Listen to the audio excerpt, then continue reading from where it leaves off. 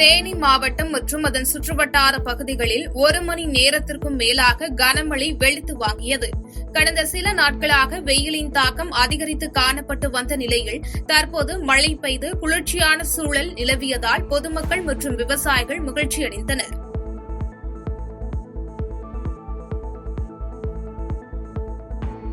அரியலூர் மாவட்டம் ஆண்டிமடம் ஒன்றியத்திற்கு உட்பட்ட நாகம்பந்தல் ஊராட்சியில் சிதலடைந்த மேல்நிலை நீர்த்தேக்க தொட்டியை இடித்து அகற்றிவிட்டு புதிய மேல்நிலை நீர்த்தேக்க தொட்டியை கட்டித்தரக் கோரியும் தாழ்வான பகுதிகளில் மேல்நிலை நீர்த்தேக்கம் தொட்டியை கட்டுவதற்கு எதிர்ப்பு தெரிவித்தும் கிராம மக்கள் காலி குடங்களுடன் ஆண்டிமடம் ஊராட்சி ஒன்றிய அலுவலகத்தை முற்றுகையிட்டதால் பரபரப்பு ஏற்பட்டது. இதுகுறித்து தகவல் அறிந்த வட்டார வளர்ச்சி அலுவலர் மற்றும் போலீசார் பொதுமக்களிடம் பேச்சுவார்த்தையில் ஈடுபட்டனர். தண்ணி கலர் மாறி புழு பூச்சி வந்து நிறைய 3 வயசு குழந்தை கூட கிட்னி பிரச்சனை வந்திருக்கு சார். ஊர்ல எல்லாமே கேட்டு விசாரிச்சு பாருங்க. 20 பேருக்கு மேல இறந்திருக்காங்க கிட்னி பிரச்சனையால. எங்களுக்கு ஒரே மாசத்துல இவ்வளவு பிரச்சனை வருது. இன்னைக்கு 1 மாசமா தண்ணி இல்ல சார். ஒரு குடம்பு தூக்கிட்டு ஒரு இடத்துக்கு அலையிறோம் சார். எங்களுக்கு நல்ல முறையில சீக்கிரமா எல்லாரும் சேர்ந்து எங்களுக்கு டேங்க் கட்டி தரணும். டேங்க் வந்த இடிக்க எல்லா ஆர்டரும் வந்ததை பிரச்சனை பண்ணி இடிக்க விடாத பண்ணிட்டு இருக்காங்க. எங்களுக்கு இன்னைக்கே வந்து இடிச்சாதான் நாங்க இதை விட்டு எழுந்திருப்போம் சார். மயிலாடுதுறை மாவட்டத்தில் உள்ள செம்பனார் கோவிலை தனி தாலுகாவாக அறிவிக்க வேண்டும் என கோரி செம்பனார் கோவிலில் வணிகர்கள் சங்கம் சார்பில் கடைகள் அடைத்து கவன ஈர்ப்பு போராட்டம் நடைபெற்றது. பல்வேறு அரசியல் பிரமுகர்கள், பொதுமக்கள் மற்றும் சமூக ஆர்வலர்கள் என இதில் கலந்து கொண்டவர்கள் தங்கள் கோரிக்கைகளை முன்வைத்து பேசினர். தரம்பல்ல இறங்கினாலும் பொறையாறுல இறங்கினாலும் நீங்க 1.5 கிலோமீட்டர் நடந்து போனாதான் தாலுகா ஆபீஸை அடைய முடியும். அது மாதிரி ஒரு கஷ்டங்கள்லாம் நமக்கு இருக்கக்கூடாது. இப்போ கஞ்சநாட்டில் இருக்காங்கன்னா அவங்க போகணும்னா 3 பஸ் மாதிரி போகணும். இது மாதிரி கஷ்டங்கள் இருக்கக்கூடாதுங்கிறதுக்காக தான் செம்மனார் கோயில தாலுகாக ஆக்கணும் அப்படிங்கிறதுக்காக நம்ம முயற்சி எடுத்து வரோம். மயிலாடுதுறை மாவட்டத்தில் செய்தியாளர்களை சந்தித்த தமிழிசை மூவர் உழவர் உற்பத்தியாளர் சங்க நிர்வாகிகள் ஒரு சிலர் தங்களது சுய லாபத்திற்காகவும் விளம்பரத்திற்காகவும் எங்கள் நிறுவனத்தை பற்றி அவதூறு பரப்பி எங்கள் நிறுவனத்திற்கும் அரசுக்கும் களங்கம் விளைவிக்க முயற்சி செய்வதாக குற்றம் சாட்டினர். அரசிடமிருந்து 60 லட்சம் ரூபாய் நிதி பெற்று இயக்குநர்களின் ஒப்புதலோடு தீர்மானங்கள் நிறைவேற்றப்பட்டு முறையாக செலவு செய்து இந்த நிறுவனம் செயல்பட்டு வருவதாகவும் தெரிவித்தனர்.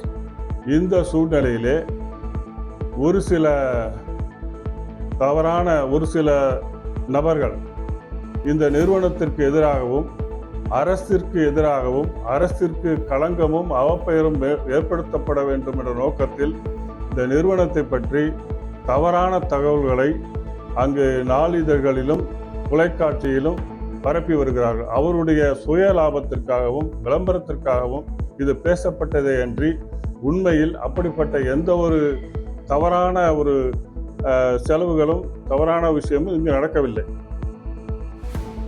விழுப்புரம் மாவட்டம் கலைஞர் அறிவாலயத்தில் திமுக மத்திய மாவட்ட நிர்வாகிகள் ஆலோசனை கூட்டத்தில் கலந்து கொண்டு பேசிய எம்எல்ஏ லட்சுமணன், ஸ்டாலின் என்ற பெயர்தான் பேரழிவிலிருந்து மக்களை காப்பாற்றி உள்ளதாகவும் சர்வாதிகார பாஜக ஆட்சியை ஓட விரட்ட ஒரு கேடயம்தான் ஸ்டாலின் என்றும் கூறினார்.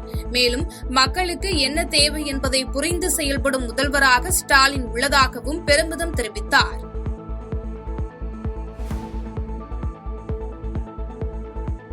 கன்னியாகுமரி மாவட்டம் குலசேகரம் பகுதியில் மாவட்ட வணிகர் சங்க பேரமைப்பின் மாநாடு மற்றும் மாவட்ட இளைஞரணி இணைப்பு விழாவில் கலந்து கொண்டு செய்தியாளர்களை சந்தித்த தமிழக வணிகர் சங்க பேரமைப்பின் தலைவர் விக்ரமராஜா, வரும் சட்டமன்ற தேர்தலில் எங்களது கோரிக்கைகளை எந்த கட்சி ஆதரித்து எழுத்துப்பூர்வமாக தருகிறார்களோ அவர்களை நோக்கி ஒற்றை சொல் மூலம் எங்கள் வாக்கு வங்கி நகரும் என கூறினார்.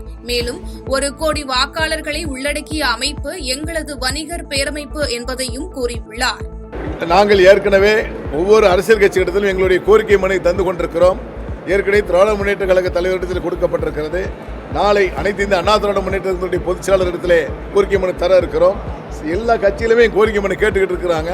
கோரிக்கை மனுவை பரிசீலனை செய்து யார் எந்தெந்த பிரச்சனையை தீர்த்து வைப்போம் என்பதை எழுத்துப்பூர்வமாக தந்த பிறகு எங்களுடைய ஆட்சி மன்ற குழு கூட்டப்பட்டு கட்டாயமாக ஒற்றை சொல்லிலே எங்களுடைய வாக்கு வங்கி நகரும் என்பது இந்த மாற்று கருத்தும் இல்லை. திருச்சி மாவட்டம் ஜங்ஷன் அரிஸ்டோ மேம்பாலத்தில் சென்று கொண்டிருந்த லாரியில் இருந்த கண்டெய்னர் இரும்பு பெட்டி பக்கவாட்டில் சரிந்து அருகே வந்த கார் மீது விழுந்து விபத்துக்குள்ளானது. இதில் காரின் முன்புறம் அப்பளம் போல் நசுங்கிய நிலையில் காரில் பயணித்த தம்பதி அதிர்ஷ்டவசமாக உயிர் தப்பினர். இதனையடுத்து போக்குவரத்து போலீசார் துரிதமாக செயல்பட்டு போக்குவரத்தை நிறுத்திய பின்னர் கிரேன் மூலம் கண்டெய்னர் மற்றும் காரை அப்புறப்படுத்தி போக்குவரத்தை சரி செய்தனர்.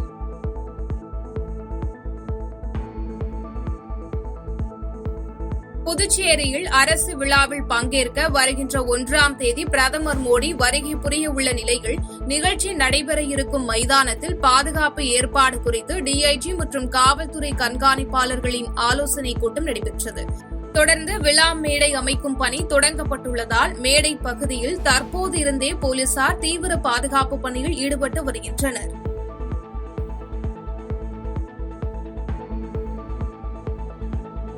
திருவள்ளூர் மாவட்டம் காக்கலூர் சிட்கோ தொழிற்பேட்டையில் 214 சதுர அடிகள் ரூபாய் 6.60 லட்சம் மதிப்பில் அமைக்கப்பட்ட காக்கலூர் சிட்கோ புறக்காவல் நிலையத்தை மாவட்ட காவல் கண்காணிப்பாளர் விவேகானந்தா சுக்லா ரிப்பன் வெட்டி திறந்து வைத்தார். தொடர்ந்து இந்த புறக்காவல் நிலையத்தில் காவலர்கள் முழுமூச்சோடு செயல்படுவார்கள் என்றும் சிட்கோ தொழிற்பேட்டையில் எந்த அசம்பாவிதங்களும் நடக்காமல் இருக்க திருடர்களை பிடிக்க இந்த புறக்காவல் நிலையம் கண்டிப்பாக காவலர்களுக்கு பயன்படும் என்றும் தெரிவித்தார்.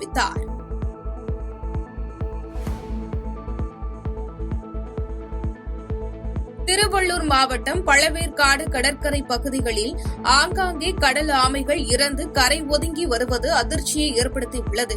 முட்டையிடுவதற்காக கரைக்கு வரும் ஆமைகளின் இறப்பிற்கான காரணம் குறித்து வனத்துறை அதிகாரிகள் தீவிரமாக விசாரணை மேற்கொண்டு வருகின்றனர். செய்திகளை உடனுக்குடன் தெரிந்து கொள்ள கீழ்க்கண்ட கேபிள் மற்றும் டிடிஎச் நெட்வொர்க்குகளில் எம்நாடு செய்தி தொலைக்காட்சியை காணுங்கள். பாதகம் செய்பவரை கண்டால் நாம் பயம் கொள்ளலாகாது பாப்பா. மோதி மிதித்துவிடு பாப்பா, அவர் முகத்தில் உமிழ்ந்துவிடு பாப்பா. அண்மை செய்திகளை உடனுக்குடன் தெரிந்து கொள்ள இணைந்திருங்கள் எம்நாடு தொலைக்காட்சியுடன்.